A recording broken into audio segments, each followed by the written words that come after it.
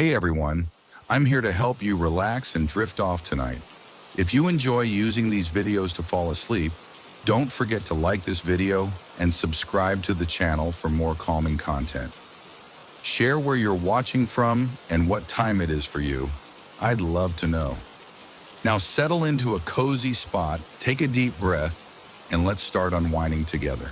Long ago, the mirror was commissioned by a reclusive noble known only as Lord Aurelius, who was as enigmatic as he was melancholy. In the grand halls of Blackwater Manor, its corridors filled with faded portraits and whispered legends, Lord Aurelius sought to preserve the fleeting moments of his life. He believed that every soul, no matter how burdened by time, held memories that deserved to be seen again. Thus, he ordered the finest artisans and mystics to create a mirror imbued with ancient magic, one that would capture and display the forgotten recollections of anyone brave enough to look into its reflective surface. For years, the mirror hung in a secluded wing of the manor, hidden behind heavy velvet drapes and guarded by a sense of solemn mystery. Servants and visitors alike exchanged knowing glances when the subject was raised in hushed conversation.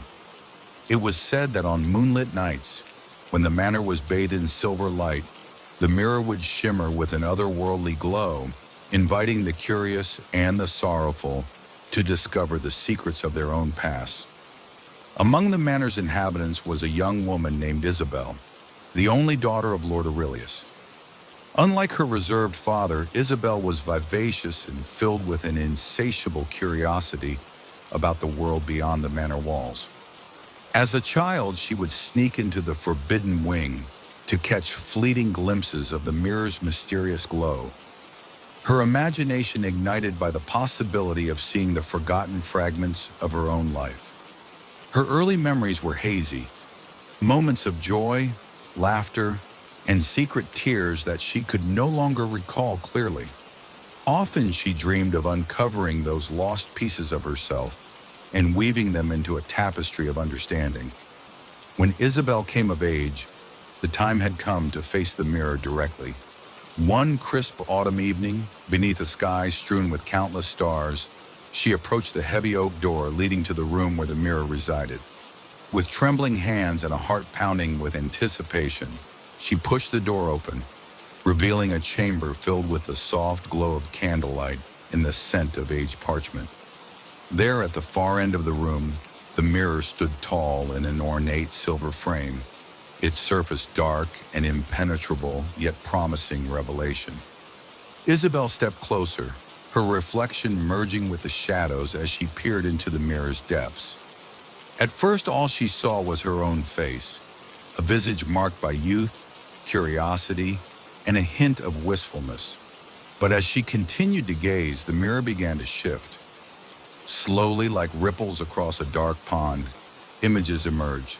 Scenes from her earliest childhood, moments when laughter echoed in sunlit gardens, and the world was an endless adventure. She saw herself, a little girl, dancing in a field of wildflowers, her eyes alight with wonder. Then as the images shifted, fragments of more sorrowful memories appeared, times of loneliness, of hidden tears shed in secret, and of whispered promises that had faded with time.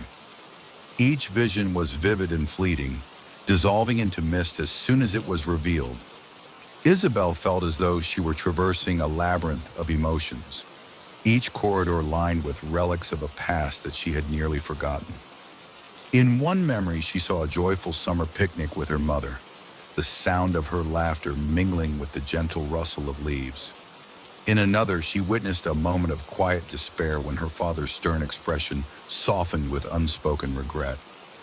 The mirror, it seemed, did not simply reflect the visible past. It captured the very essence of moments that shaped her soul. As Isabel spent many nights before the mirror, she discovered that not all forgotten memories were gentle or sweet. Some were shrouded in pain and regret, long-buried secrets that had been locked away by the passage of time. One stormy night, as thunder rumbled in the distance and rain lashed the ancient stone of the manor, the mirror revealed a memory Isabel had tried desperately to forget. She saw a scene of argument and heartbreak, a moment when harsh words were exchanged and promises were broken, leaving scars that had never fully healed. The pain of that long ago event washed over her, and for a time, she was overwhelmed by sorrow.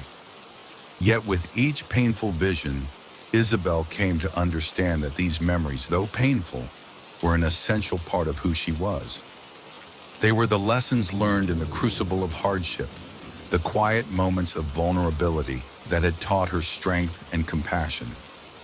The mirror, in its silent wisdom, showed her that to forget was to lose part of oneself. Embracing the full spectrum of her memories, both joyful and sorrowful, became a path to healing and self-acceptance. Intrigued by the power of the mirror and its ability to reveal such profound truths, Isabel sought to understand its origins. She delved into the manor's ancient archives, poring over brittle manuscripts and faded diaries left by her ancestors. In one such journal, written in delicate looping script, she discovered the story of the mirror's creation. It told of a time when Lord Aurelius, stricken with grief over the loss of his beloved wife, commissioned the mirror as a way to preserve her memory in the essence of their shared past. The mirror, crafted with a rare silvered glass and imbued with arcane rituals, was meant to capture not only images, but the very emotions that had defined their lives. However, as the years passed, the mirror took on a life of its own. It began to reflect not just the memories of love and loss from the time of its creation, but all that had been forgotten over the decades. It became a repository of all the moments, both grand and small, that had been sacrificed to the relentless march of time. Isabel learned that the mirror was a sacred artifact, its power derived from the collective memories of generations. It served as a reminder that every experience, no matter how fleeting, left an indelible mark on the soul. Emboldened by her newfound understanding, Isabel resolved to embark on a journey, both inward and outward, to reconcile with the memories that the mirror had revealed. With her father's old journal in one hand and the mirror's reflections echoing in her mind, she began to travel through the manor and the surrounding countryside, seeking out the places where these memories had been made. She visited the sunlit gardens where she had played as a child, the hidden glen by the river, where she had once felt unbounded freedom, and even the shadowed corridors of the manor, where sorrow had lingered like a forgotten guest. Each step was a pilgrimage into her own past, a quest to reclaim the fragments of her identity that had been scattered by time. Along the way, Isabel encountered others who, like her, carried within them the weight of forgotten memories. A widower in the nearby village shared the tale of his lost love, and an old storyteller recounted legends of joy and sorrow from times when the world was young. In these shared moments of vulnerability, Isabel found solace and strength. The mirror had not only shown her her own past, it had connected her with the collective memory of those who had come before, a tapestry woven from countless lives and emotions. As the seasons turned and Isabel's journey continued, the mirror's influence began to manifest in subtle ways throughout the manor. The once dusty corridors grew brighter with the gentle light of remembrance, and the somber portraits in the halls seemed to smile with the warmth of long-reclaimed joy. Friends and relatives who had long carried the burdens of their own forgotten sorrows found comfort in sharing their stories, their voices mingling with the soft echo of Isabel's revelations. One evening during a quiet gathering in the manor's grand library, Isabel placed the ancient journal and a small silvered token from the mirror on a table. One by one, the assembled family members and friends read aloud passages that recalled not only moments of pain, but also of hope, resilience, and love. Laughter and tears mingled in the air, and the heavy silence that had long haunted the manor began to lift. In that shared moment of remembrance, the mirror's power was transformed from a relic of forgotten sorrow into a beacon of healing and unity. Years later, as Isabel grew into a wise and compassionate woman, The mirror remained in the grand hall of Blackwater Manor, a living testament to the transformative power of memory. No longer did it merely reflect lost fragments. It now seemed to offer a choice. Those who gazed into it could see not only what had been forgotten, but also the potential for what could be remembered anew. The mirror had become a guide, urging its beholders to reconcile with their past so that they might embrace the future with open hearts. During quiet twilight hours, when the manor was bathed in the soft glow of dusk and the whisper of evening breezes, Isabel would often sit before the mirror. In its depths, she saw the many layers of her life, a tapestry woven from childhood dreams, bittersweet goodbyes, and moments of transcendent joy. In these reflections, she found the courage to forgive herself for past mistakes and to celebrate the beauty of having lived a life rich with experience. The tale of the Mirror of Forgotten Reflections spread beyond Blackwater Manor, inspiring travelers, poets, and seekers of truth.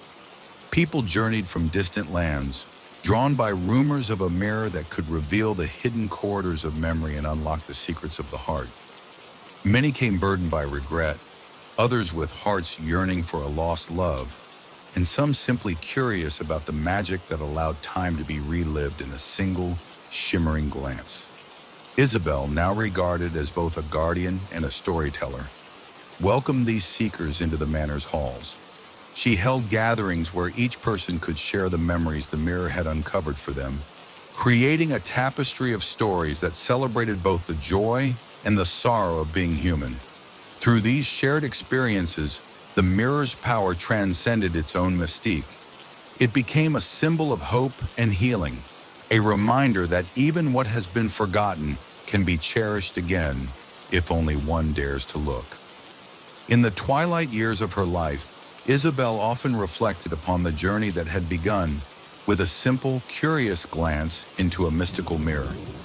The mirror of forgotten reflections had shown her that every memory, no matter how painful or ephemeral, was an integral part of one's soul.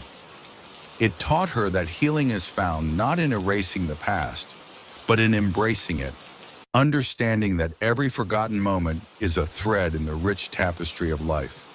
Now, as the legacy of the mirror continued in the hearts of those who had encountered it, Blackwater Manor became a sanctuary for all who sought to reconnect with their true selves. New generations learned to value both the light and the shadow of their histories, and the mirror remained a silent witness to the enduring truth that memory, once reclaimed, can light the path toward a future filled with possibility. Thus, the tale of the mirror that reflects forgotten memories endures, a timeless saga of discovery, forgiveness, and the unyielding human spirit. In every reflective surface, in every quiet moment of remembrance, the legacy of those lost and found lives on, whispering softly that every memory, no matter how deeply buried, can one day illuminate the heart once more. Beyond the borders of familiar lands where maps faded into myth, there stretched a vast expanse of woodland cloaked in perpetual twilight. Tall, gnarled trees formed a dense canopy overhead, filtering the sunlight into ghostly beams that danced upon the forest floor. It was a place where nature held its breath, where even the rustle of leaves seemed muted, and the only sounds were the soft murmurs of an ancient earth. Yet what struck travelers most was the absence of song. In every glen and clearing, where one would expect a chorus of birds, there was only silence. A silence that carried with it a sense of loss and yearning. Local villagers in the neighboring hamlet of Briar Glen spoke in hushed tones about the forest. They recalled a time, passed down through generations, when vibrant bird calls filled the air, turning the woods into a living symphony of sound. Over time, however, those voices had been silenced, leaving behind an oppressive quiet. Some said the forest itself mourned, its silence a reflection of sorrow too deep for mortal hearts. Ancient lore attributed the forest's silence to a sorrowful curse, a calamity born of human folly and nature's retribution. Centuries ago, during a season of unprecedented abundance, the land was a paradise where birds soared, their songs a daily celebration of life. But greed and hubris led the people to exploit the forest bounty without regard for balance. In their insatiable quest for wealth, they ravaged the woodland, stripping it of its natural splendor and breaking the ancient covenant between humanity and nature. As the final act of defiance against this desecration, a powerful enchantress, once a guardian of the wild, cast a spell upon the forest. Her lament, heavy with grief and the desire to reclaim a lost harmony, silenced the birds forever. The curse was not one of malice, but of mourning, a sorrowful reminder that nature's gifts must be treated with reverence. From that day forward, the forest remained mute, a living relic of regret and a silent witness to the folly of man. Among those who grew up hearing the legends of the Silence Forest was a young wanderer named Elias. Born in the humble village of Briar Glen, Elias's heart had always been drawn to the mysteries of nature. In his youth, he remembered faint echoes of song carried on the wind, as if the forest itself whispered of times long past. The absence of birdsong filled him with a bittersweet longing, a yearning to hear once again the music that had been stolen from the world. Driven by a desire to break the ancient curse, Elias set out on a journey into the heart of the forest of silent echoes. With little more than a satchel of provisions, a journal to record his discoveries, and an unwavering hope kindled by the stories of old, he ventured into the dense, shadowed woodland. The path was treacherous and overgrown, each step laden with both wonder and apprehension. Yet Elias pressed on, convinced that somewhere within the forest lay the key to restoring its lost melody. As Elias delved deeper into the forest, the oppressive silence enveloped him. At first, he found the quiet eerie, as if the forest were holding its breath in anticipation. Days passed, and he began to notice subtle signs that the forest was not entirely devoid of life. Faint trails led to moss-covered glens, and delicate wildflowers bloomed in secret clearings. In these hidden pockets, Elias encountered remnants of a forgotten era, a rusted wind chime suspended from a branch, the delicate imprint of a bird's footprint pressed into soft earth, and even whispers of a melody that might have been carried on the breeze. One evening, as dusk fell and the forest transformed into a realm of silvered shadows, Elias stumbled upon an ancient stone circle. At its center stood a withered tree, its gnarled branches reaching skyward like silent hands yearning for lost voices. There, etched into the stone, were words in a language long forgotten, hinting at a ritual of renewal, a way to lift the curse and summon back the songs of the birds. Elias, his heart pounding with both trepidation and hope, resolved to decipher these inscriptions. He spent many nights under the pale light of the moon, transcribing the symbols into his journal, his determination growing with each passing moment. During one particularly still night, as Elias sat by a small, murky pond reflecting the silver gleam of the moon, he felt a presence near him. The air grew cooler, and the silence was punctuated by a soft, melodic hum. Not a bird song, but something else, a gentle vibration of the earth. From the shadows emerged a figure, ethereal and luminous, as if carved from the very essence of the forest. This being, known as Nerea, was the spirit of the woods, a guardian tasked with preserving the balance of nature and mourning the loss of its song. With eyes that held the sorrow of ages, Nerea spoke in a voice like the rustling of leaves in a quiet wind. "Why do you seek to break the silence, traveler?" she asked. Elias, overcome with both awe and respect, explained his desire to restore the forest's lost melody, a melody that had once brought joy to both nature and mankind. Nerea listened, her expression a blend of compassion and melancholy. She revealed that the curse was not easily undone. It was bound to the very soul of the forest, woven into its roots and branches. Yet she also sensed the purity of Elias's heart and his unwavering determination. Perhaps, she murmured, there is a way to awaken what has been long forgotten. But the journey will demand sacrifice, understanding, and the willingness to embrace both light and darkness. Guided by Neria, Elias began the arduous process of unraveling the mystery of the ancient inscriptions. Together, they gathered rare herbs that thrived in the forest's shadow depths, collected dew from the petals of moon-blooming flowers, and even obtained a shard of obsidian from a fallen meteorite, a relic said to be imbued with celestial energy. Each component of the ritual was essential, a piece of the puzzle that would allow the curse to be lifted.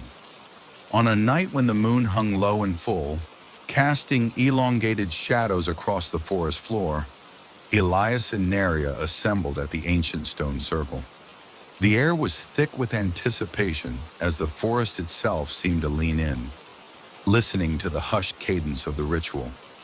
Elias arranged the sacred ingredients in a circle around the withered tree, following the patterns described in the forgotten inscriptions.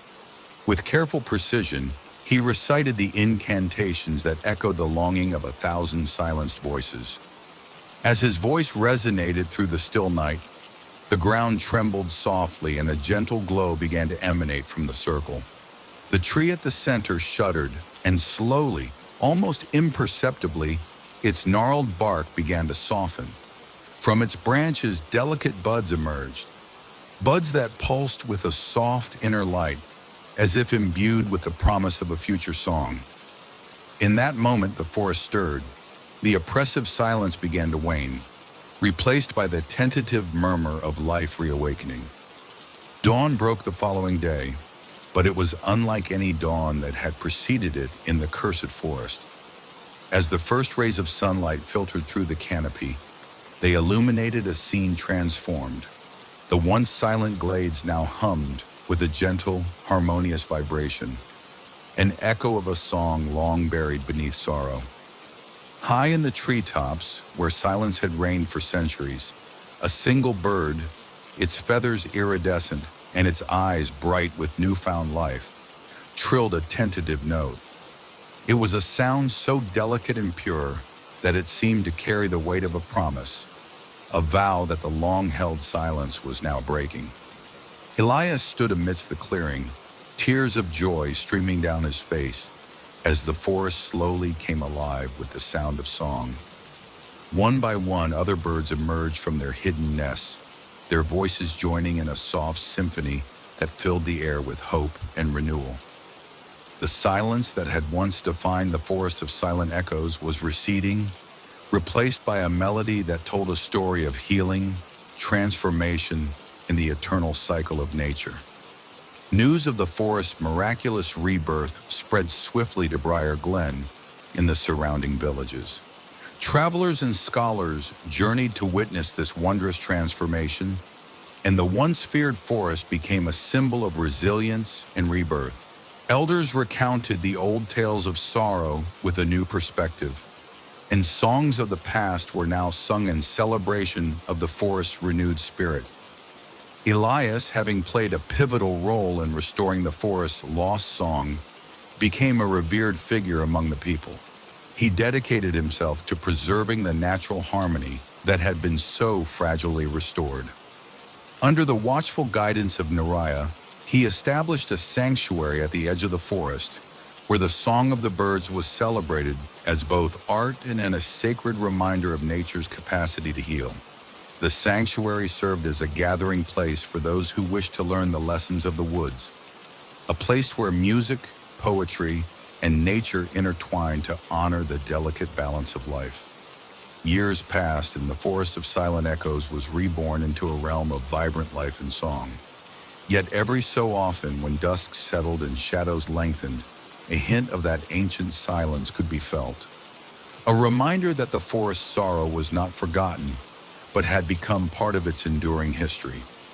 Elias, now older and wiser, would often wander among the trees at twilight, listening to the soft chorus of birds while reflecting on the journey that had led to this renewal.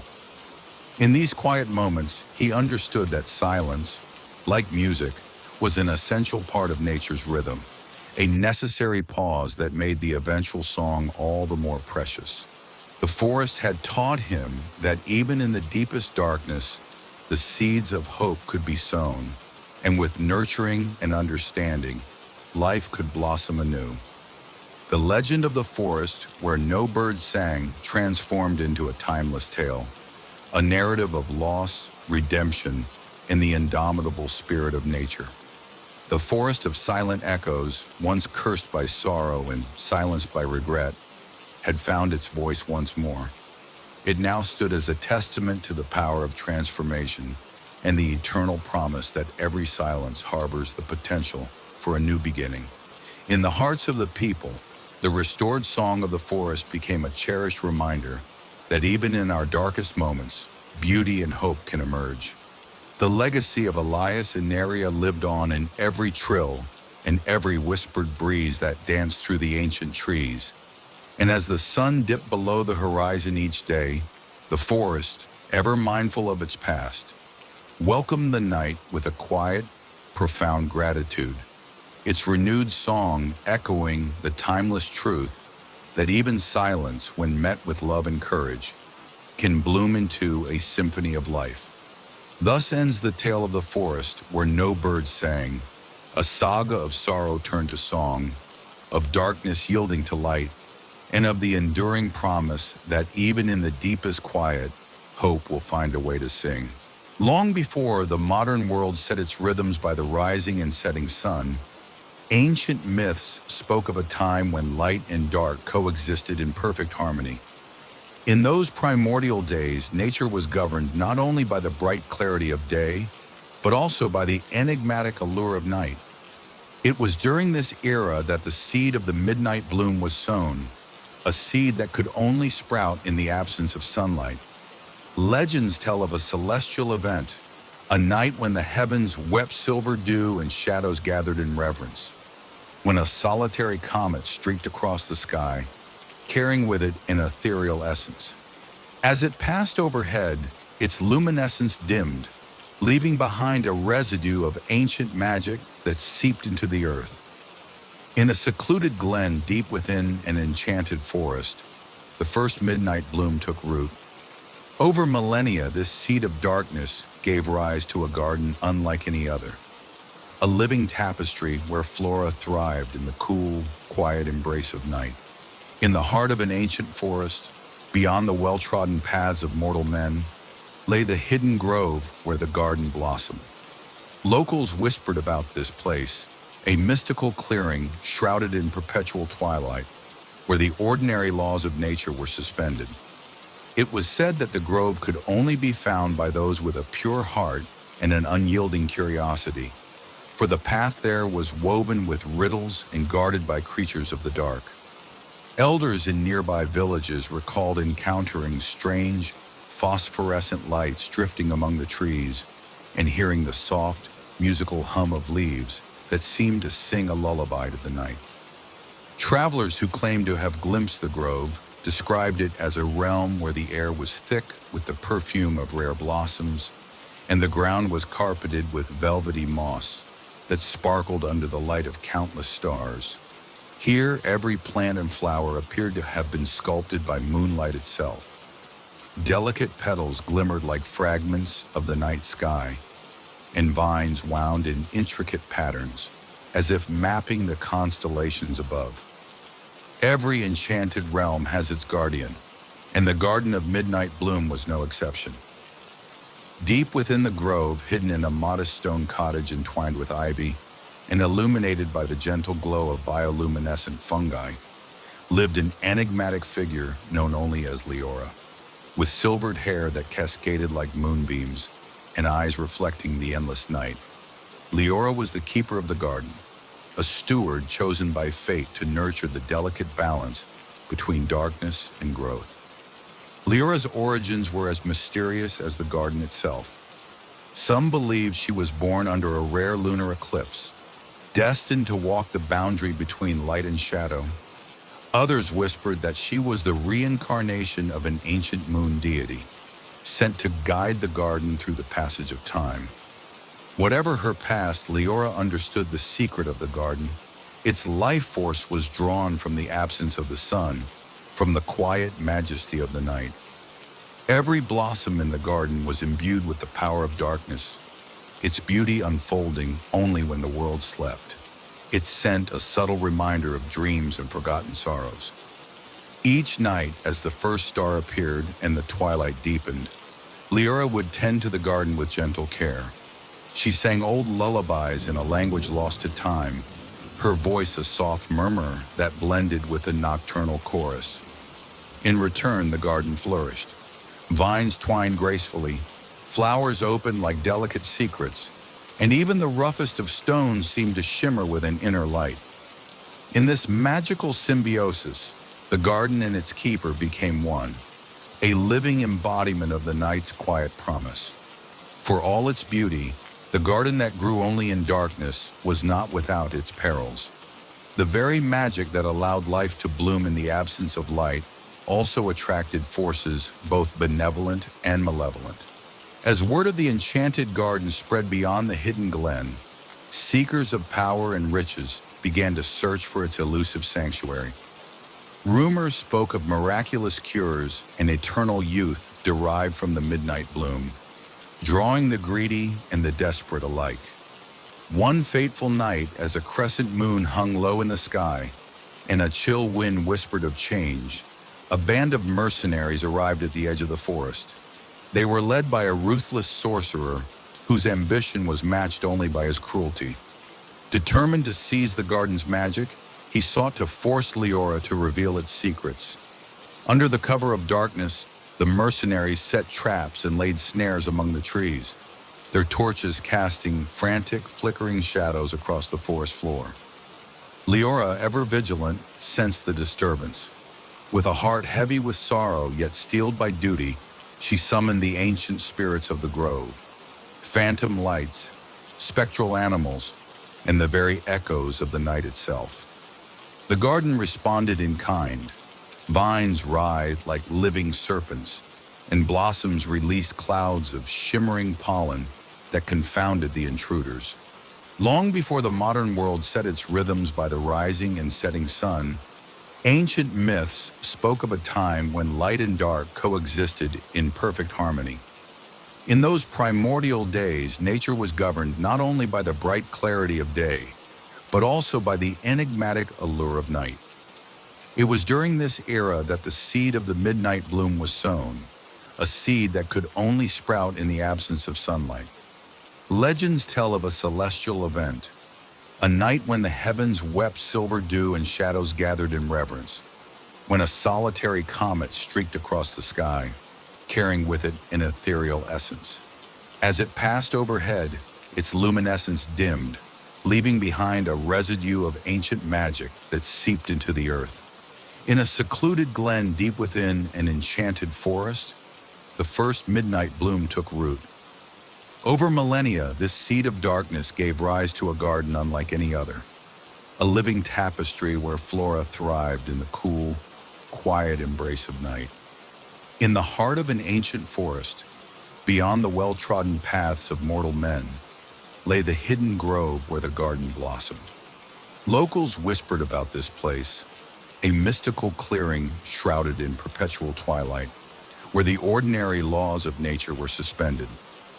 It was said that the grove could only be found by those with a pure heart and an unyielding curiosity, for the path there was woven with riddles and guarded by creatures of the dark.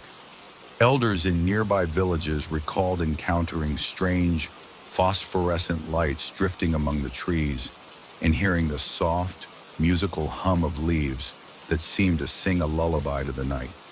Travelers who claimed to have glimpsed the grove described it as a realm where the air was thick with the perfume of rare blossoms and the ground was carpeted with velvety moss that sparkled under the light of countless stars. Here, every plant and flower appeared to have been sculpted by moonlight itself. Delicate petals glimmered like fragments of the night sky, and vines wound in intricate patterns, as if mapping the constellations above. Every enchanted realm has its guardian, and the Garden of Midnight Bloom was no exception. Deep within the grove, hidden in a modest stone cottage entwined with ivy and illuminated by the gentle glow of bioluminescent fungi, lived an enigmatic figure known only as Leora. With silvered hair that cascaded like moonbeams and eyes reflecting the endless night, Leora was the keeper of the garden, a steward chosen by fate to nurture the delicate balance between darkness and growth. Leora's origins were as mysterious as the garden itself. Some believed she was born under a rare lunar eclipse, destined to walk the boundary between light and shadow. Others whispered that she was the reincarnation of an ancient moon deity sent to guide the garden through the passage of time. Whatever her past, Leora understood the secret of the garden. Its life force was drawn from the absence of the sun, from the quiet majesty of the night. Every blossom in the garden was imbued with the power of darkness, its beauty unfolding only when the world slept. Its scent a subtle reminder of dreams and forgotten sorrows. Each night, as the first star appeared and the twilight deepened, Leora would tend to the garden with gentle care. She sang old lullabies in a language lost to time, her voice a soft murmur that blended with the nocturnal chorus. In return, the garden flourished. Vines twined gracefully, flowers opened like delicate secrets, and even the roughest of stones seemed to shimmer with an inner light. In this magical symbiosis, the garden and its keeper became one, a living embodiment of the night's quiet promise. For all its beauty, the garden that grew only in darkness was not without its perils. The very magic that allowed life to bloom in the absence of light also attracted forces both benevolent and malevolent. As word of the enchanted garden spread beyond the hidden glen, seekers of power and riches began to search for its elusive sanctuary. Rumors spoke of miraculous cures and eternal youth derived from the midnight bloom, drawing the greedy and the desperate alike. One fateful night, as a crescent moon hung low in the sky, and a chill wind whispered of change, a band of mercenaries arrived at the edge of the forest. They were led by a ruthless sorcerer whose ambition was matched only by his cruelty. Determined to seize the garden's magic, he sought to force Leora to reveal its secrets. Under the cover of darkness, the mercenaries set traps and laid snares among the trees, their torches casting frantic, flickering shadows across the forest floor. Leora, ever vigilant, sensed the disturbance. With a heart heavy with sorrow, yet steeled by duty, she summoned the ancient spirits of the grove, phantom lights, spectral animals, and the very echoes of the night itself. The garden responded in kind. Vines writhed like living serpents, and blossoms released clouds of shimmering pollen that confounded the intruders. The participants, eyes closed and hearts open, would follow her into the depths of the garden, where each soul was invited to embrace its inner darkness, and in that acceptance, find the seed of new growth. It was said that by the end of the night, many emerged transformed, lighter, more courageous, and imbued with the unspoken promise that even in the darkest soil, life could flourish. Years turned into decades, and the Garden of Midnight Bloom came to symbolize something far greater than its own mysterious beauty. It became a living metaphor for the human condition, proof that life does not depend solely on the presence of light, but can thrive in the quiet, hidden spaces of darkness. Leora continued her watchful stewardship, her wisdom deepening with every passing season. The pilgrims who ventured into the grove carried with them not only memories of wondrous blooms, but also lessons of resilience and transformation. Rowan's poems, inspired by his nights amid the midnight blossoms, became timeless verses recited by those who believed in the transformative power of embracing one's shadows. The sanctuary established near the grove evolved into a small retreat, a haven where weary souls could rest, heal, and rediscover the beauty in their own darkness. Workshops on healing arts, poetry readings, and quiet meditations under starlit skies became the norm. forging a community bound by the shared understanding that even in the deepest darkness, a garden of hope could bloom.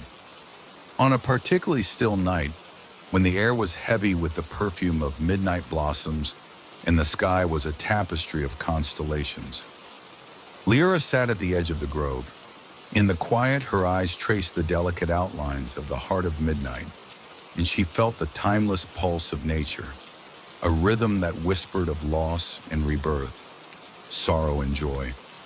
She knew that the garden was not merely a physical space, but a state of being, a reminder that every heart has its hidden sanctuary where dreams are nurtured and hope takes root. In the gentle embrace of darkness, where fears are met with quiet strength and the unseen is honored, there exists the promise of renewal. Thus, the legend of the Garden of Midnight Bloom endures, a tale of a realm that thrives only in darkness, where beauty is born from the mysteries of night, and where every soul can find solace in the quiet magic of shadows. In the hearts of those who believe, the garden lives on, a perpetual testament to the enduring truth that even in our darkest moments, life and love can flourish. Nestled on the edge of a sprawling forest, the village of Thornwood had always been a place of simple customs and time-honored traditions. Yet beneath its placid surface, a collective melancholy simmered, a shared sorrow passed down through generations. Villagers spoke of inexplicable happenings with hushed voices, and many believed that the source of their communal grief lay within the ancient well at the heart of their village square. Every dusk, as the crimson hues of the sunset faded into twilight, an uncanny chill would descend. Neighbors gathered around their hearths and shuttered windows, and even the laughter of children would fall silent as the sound of soft, sorrowful cries echoed from below. Some dismissed these sounds as tricks of the wind. Others whispered of a curse or a tragedy that had seeped into the very stones of Thornwood. Over time, the well became a symbol, a reminder of loss, of memories too painful to name, and of secrets buried in the earth. Young Alina, whose curiosity was as deep as the well itself, had grown up listening to the stories of her grandmother, who claimed to have heard the cries on nights when the moon was full. Unlike her peers, who shied away from the well's mournful song, Alina felt an irresistible pull to uncover the truth behind the mysterious voices. Her heart ached with empathy for the unseen souls, and she longed to know why the well echoed with sorrow. One crisp autumn evening, when the wind carried the scent of burning leaves and the first frost whispered through the village, Alina ventured to the well. Clutching a small lantern, she descended the cobblestone steps that led to its edge. As she peered into the darkness below, the soft murmur of voices reached her ears, a symphony of cries, whispers, and sighs that seemed both familiar and forlorn. In that moment, a chill ran down her spine, and yet her resolve only grew stronger. She vowed to document every sound, every whisper, hoping that by piecing together the voices, she might learn the story behind their eternal lament. Alina began her investigation by interviewing the elders of Thornwood. In the flickering light of oil lamps, the village's oldest residents recalled fragments of a long-forgotten tragedy, a time when the well was not just a source of water, but a lifeline for the community.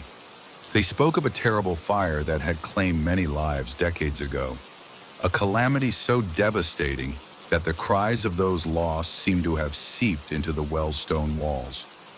Some even claimed that in the chaos, desperate souls had been lowered into the well in a futile attempt to escape the flames, their anguished voices forever trapped within the depths. One elderly man, known as Old Garrick, recalled with trembling certainty how the well had first begun to echo those sorrowful sounds. "It started on a night much like this," he said, his voice a brittle whisper. "After the fire, we heard them. Cries that spoke of regret and despair. They never stopped, as if the well had swallowed not just water, but the very souls of our kin."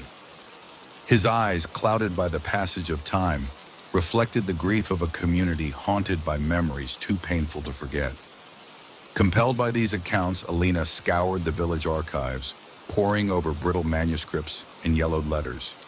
In a dusty, forgotten chest, she discovered the personal journal of a man named Elias Thornwood, a descendant of the village's founders. Elias had chronicled the events of that fateful night when the fire had ravaged the village and had left its mark on the well.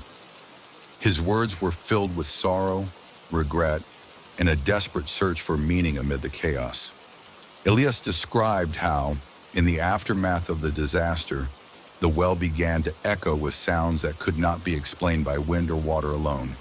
He wrote of voices that pleaded for forgiveness, of cries that seemed to mourn the loss of lives and the innocence of a once thriving community. His final entry, scrawled in trembling handwriting, read, "The well holds the echoes of our despair. In its depths lie the souls of the forsaken. If only we could find a way to release them from their eternal lament." This haunting passage struck Alina with profound sorrow. She sensed that Elias's words were a key, a call to heal the wounds of the past and bring peace to those who still cried in the darkness below. Determined to honor Elias's plea and bring solace to the restless spirits, Alina began seeking answers beyond the boundaries of Thornwood. She traveled to distant towns, consulting historians, mystics, and even scholars of the occult. One such sage, a reclusive woman named Serene, claimed that the well was a portal between worlds, a place where the veil between life and death was thin, and where sorrow could manifest as an echo of unhealed wounds. Serene explained that the well's incessant cries were not merely a curse, but a call for redemption. "The souls trapped there seek closure," she murmured in a voice like the rustle of autumn leaves. "They are bound by grief and regret. Only by acknowledging their pain and offering a genuine act of remembrance can their voices be laid to rest." Armed with these insights, Alina returned to Thornwood with renewed purpose.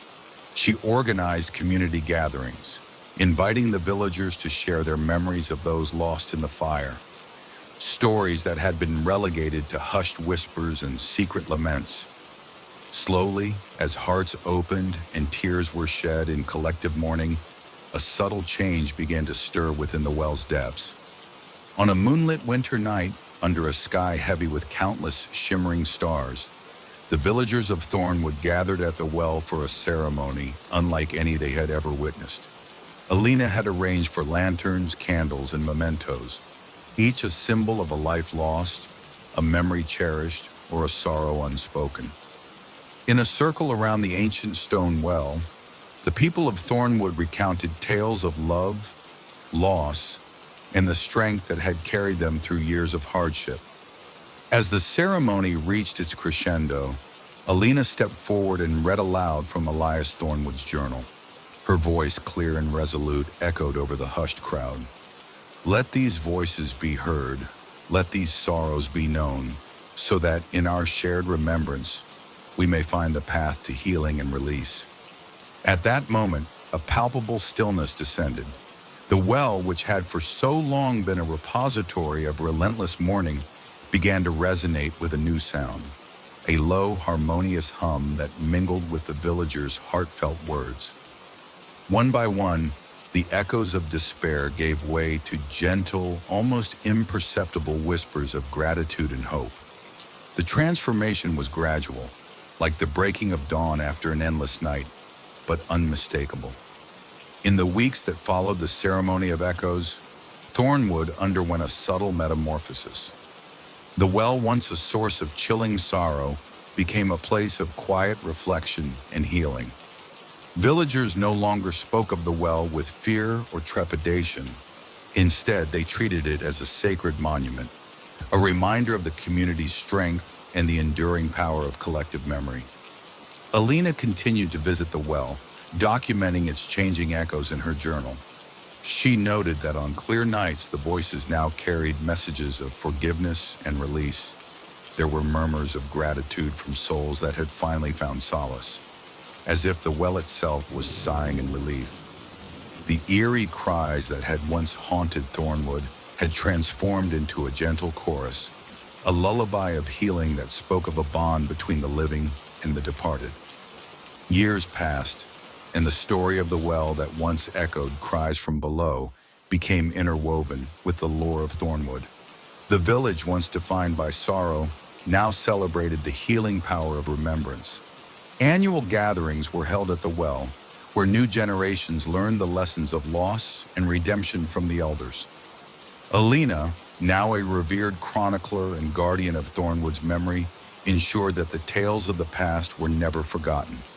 A modest memorial was erected beside the well, a stone plaque inscribed with the names of those who had perished in the fire and with the words of Elias Thornwood. In our shared sorrow, may we find the strength to heal. In our collective memory, may our lost voices be heard. The well itself remained an enduring symbol of the village's resilience, a reminder that even the deepest wounds could be mended when sorrow was met with compassion, understanding, and the courage to remember. On a calm, starlit night many years later, a traveler passing through Thornwood paused by the well. As he leaned over the ancient stones, he heard not the agonized cries of the past, but a soft, rhythmic murmur, a lullaby of hope and renewal. In that quiet moment, he felt a profound sense of peace, as if the well were whispering its own secret, that the echoes of sorrow could be transformed into a new song, one that celebrated life, remembrance, and the infinite capacity for healing. The well of echoing sorrows had long been a harbinger of despair, but through the collective will of a grieving yet resilient community, it had become a vessel of redemption.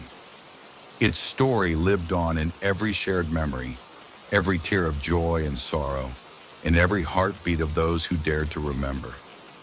And so, the legacy of the well endured, a timeless testament to the power of acknowledging the past, embracing the present, and looking to a future where even the deepest cries from below could one day sing in harmony with the light. Thus, in the heart of Thornwood, beneath the ever-watchful sky, the echoes of lost souls found their rest, and the well continued to whisper its gentle song, a song of healing, of remembrance, and of hope that would carry the legacy of the village into eternity. In the village of Blackwood, nestled at the edge of a vast enchanted forest, the tale of the Shadow Castle was part of everyday lore. Elder villagers recounted mysterious nights when a dark silhouette would rise among the ancient willows lining the river. Children dared each other to gaze long enough to catch a glimpse, while poets found in its eerie outline an inspiration for verses about sorrow, beauty, and mystery. For generations, the people of Blackwood believed that the castle was the resting place of a once mighty kingdom that had vanished into legend. Its inhabitants had been powerful rulers and noble knights, whose triumphs and tragedies were immortalized in ballads now faded into time. As the years passed, though, the physical traces of that realm had dissolved into whispers and half-forgotten dreams, leaving behind only a castle that existed in the interplay of light and dark, a castle that could be seen only when shadows took form. Young Corin, a curious and restless apprentice to the village blacksmith, was particularly fascinated by these stories. Every evening, as twilight deepened and the sky turned from gold to an indigo hue, he would sit by the banks of the river, watching the shifting silhouettes of trees, hoping to catch that elusive outline of the castle. The legends promised that those who witnessed it might be granted a glimpse of secrets long buried, a chance to know the hidden truths of a forgotten era. One fateful autumn evening, as the harvest moon began its slow ascent and the chill of approaching winter whispered through the village, Corin's longing turned to purpose. In his dreams, he had seen images of towering spires and ramparts veiled in perpetual dusk.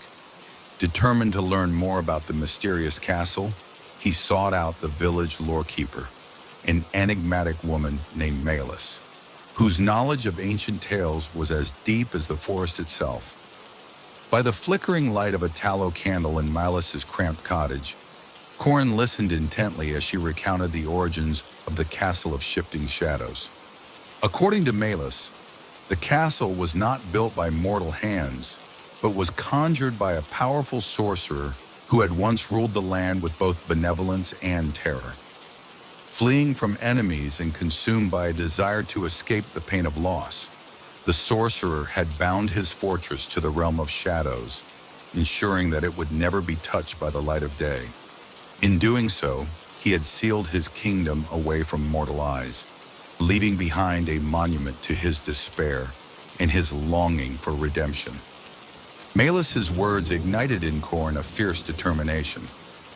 "Seek the hour when shadows stretch long and the boundary between the worlds thins," she whispered. "Only then will the castle reveal itself to one with a pure heart in unwavering resolve." With these cryptic words echoing in his mind, Corin vowed that he would find a way to witness the castle in its elusive glory. As autumn deepened and the days grew shorter, Corin prepared for a journey that would take him beyond the familiar borders of Blackwood. Equipped with little more than a satchel of provisions, his father's old compass, and a heart full of yearning, he set off into the ancient forest. The path was overgrown with brambles and cloaked in a persistent twilight, as if the very forest guarded the secrets of the castle. Every rustle of leaves and distant hoot of an owl seemed to carry the murmur of forgotten voices. For days, Corin navigated the labyrinthine woods, guided by instinct and by the fragmented legends passed down by his elders. At night, beneath a star-strewn sky, he would set up camp by small streams and listen to the gentle lap of water against stones. Yet even in these moments of solitude, his thoughts remained fixed on the castle, a distant, haunting dream that beckoned him with the promise of answers. One evening, as the horizon glowed with the deep russet hues of dusk, Corin stumbled upon a hidden clearing. In the center stood an ancient stone archway, its surface etched with cryptic symbols that shimmered faintly in the dim light. It was as if this archway marked the boundary between the mundane world and a realm where shadows reigned supreme. With a mixture of trepidation and resolve, he passed beneath the arch, feeling as though he were stepping into a space that belonged to a different time entirely. Beyond the archway, the air grew cooler and the silence profound. In the gathering gloom, the trees receded, giving way to a vast, open plain bathed in the deep hues of approaching night. Then, as if conjured from the very essence of the fading light, the castle appeared. It rose from the mist like a vision, a grand, imposing structure with towering spires, crenellated walls, and battlements that seemed to shimmer in the interplay of shadow and moonlight. Corin's breath caught in his throat. The castle was not solid in the conventional sense. It was a construct of darkness and light, its forms fluid and ever-changing. At times, its walls appeared jagged and broken. At others, they were smooth and regal, as if the castle itself were in a state of constant transformation. He walked slowly along the periphery, feeling an inexplicable pull to come closer, as though the castle beckoned him to learn its hidden secrets. Within the castle's silhouette, he noticed faint lights flickering in distant windows, if they could be called windows at all, and heard echoes of footsteps in the vast, empty courtyards. It was a realm suspended between memory and myth, where the rules of time seemed to bend and twist with every passing moment. As Corin ventured further into the castle's shadowed grounds, he encountered a figure that seemed both part of the darkness and yet distinctly alive. Cloaked in a garment that blended seamlessly with the shadows around him, the figure introduced himself as Adric, the guardian of the castle. Adric explained that the castle had been created not merely as an escape from sorrow, but as a repository of lost dreams, a sanctuary for those fragments of hope and despair that humanity had cast aside. Adric's eyes, luminous and ageless, held the weight of centuries. He spoke in a voice that echoed like the distant tolling of a bell. This castle exists only in shadows, he intoned, for it is in the absence of light that the true nature of our souls is revealed. Here, every stone, every corridor, bears the memory of a forgotten heart. But take heed, the castle is both a gift and a burden. It shows you what has been and what might have been, yet its revelations come at a price. Corin, trembling with a mixture of awe and fear, listened as Adric recounted the tragic history of the sorcerer who had once ruled this spectral domain.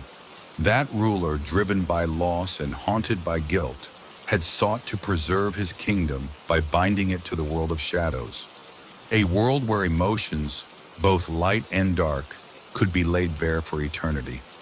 The castle, in its mutable splendor, was the physical embodiment of his sorrow and his longing for redemption. Under Adric's guidance, Corin began to explore the depths of the castle. He wandered through echoing corridors where portraits of long-forgotten nobles shifted and murmured secrets, and through vast halls where the silence was punctuated by the distant sound of a melancholy piano. In one chamber, he discovered a grand ballroom, its floor covered in dust, yet still resplendent with faded tapestries and shattered chandeliers. As he stepped inside, the shadows seemed to dance in time to a spectral melody, a music born of heartbreak and hope. Each room, each passageway, held fragments of lives once lived, dreams once dreamed. Corin saw visions of joyous celebrations, of noble romances, and of bitter betrayals, a mosaic of human emotion preserved in the interplay of shadow and light. Adric taught him that the castle was not a prison of despair, but a mirror of the soul, a place where one could confront the parts of oneself long hidden by the glare of everyday life. Only when you embrace both the light and the dark within you, Adric explained softly, can you truly understand the meaning of existence. These words resonated deeply within Corin, stirring feelings he had never before dared to acknowledge. In the silent embrace of the castle's shifting forms, he began to confront his own buried sorrows and unspoken dreams. As days bled into nights and nights into an endless twilight, Corin's journey within the castle turned inward. He was faced with visions that challenged his understanding of self.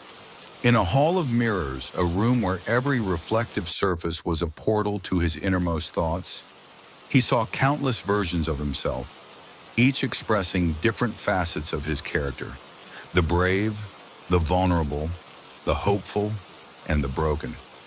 These spectral reflections spoke to him in fragmented voices, urging him to confront the pain of past losses, the guilt of forgotten mistakes, and the weight of unfulfilled promises. The trial was agonizing and beautiful in its intensity, a process of self-discovery that left him raw yet reborn.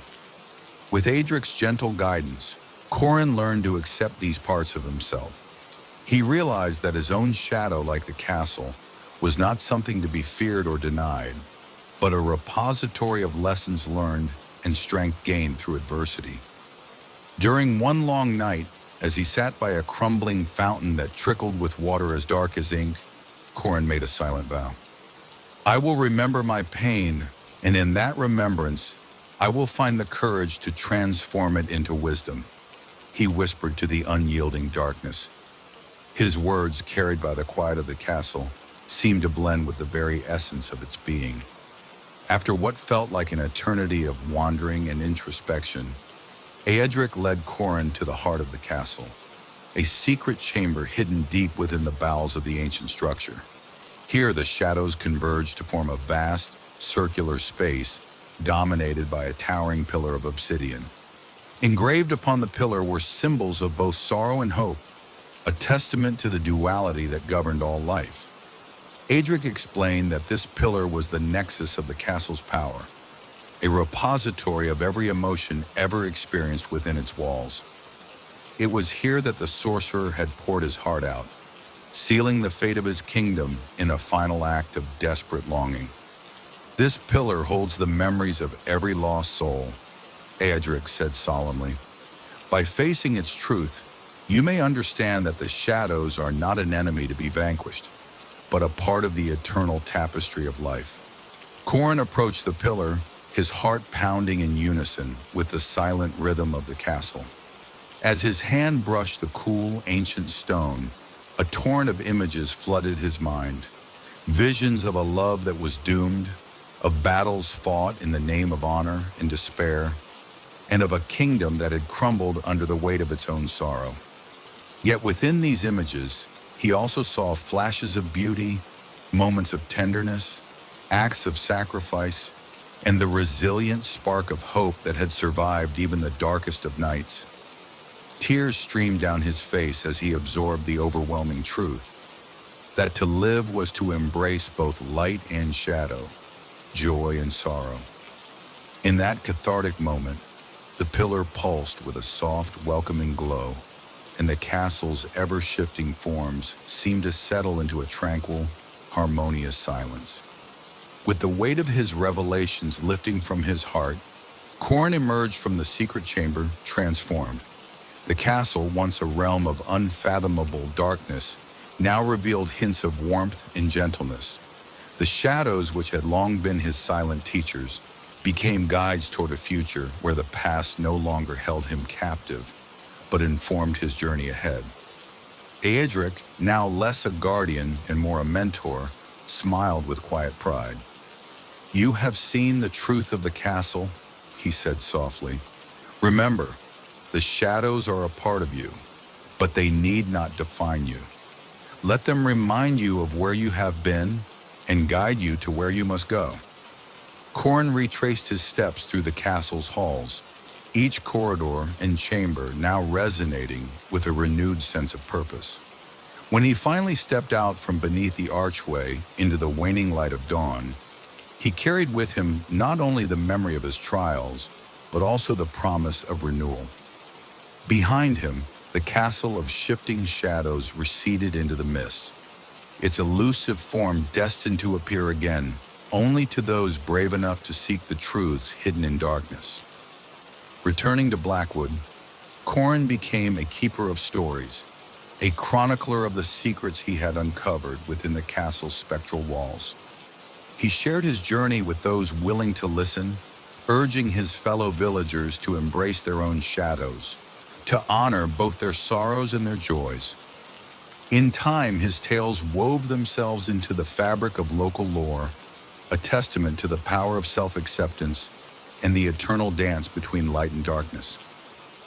The legacy of the castle that existed only in shadows spread far beyond Blackwood. Travelers and scholars from distant lands sought out the elusive fortress, not to capture it on canvas or chart it on maps, but to experience its transformative magic for themselves. Each visitor returned with their own story, a personal pilgrimage of sorrow and hope, adding new layers to the ever-growing legend of the Shadow Castle. Corin's own life, enriched by the wisdom of his journey, blossomed in unexpected ways. He forged new bonds with those who had once been estranged by fear of their inner darkness, and found strength in the unity of shared human experience. The lessons he learned within the castle's mysterious embrace taught him that even the most impermanent shadows could give way to a lasting light if nurtured with compassion and understanding. Years later, as dusk once again draped the world in a tapestry of indigo and silver, an old Corin sat by a crackling fire in his modest cottage on the outskirts of Blackwood. In the flickering light, he gazed at the horizon, recalling the spectral outlines of the castle that had once been his crucible of transformation. He knew now that the true magic of the castle of shifting shadows was not confined to an ethereal fortress hidden in a forgotten valley. It lived within every heart that dared to confront its own darkness, and to seek redemption in the interplay of light and shadow. In every whispered secret, every tear shed in solitude, and every moment of unexpected joy, the spirit of the Shadow Castle endured, a silent, ever-changing reminder that within each of us lies a realm of both sorrow and hope. And so long after the castle had faded from view, its legacy remained eternal, a beacon for all those brave enough to journey into the depths of their own souls.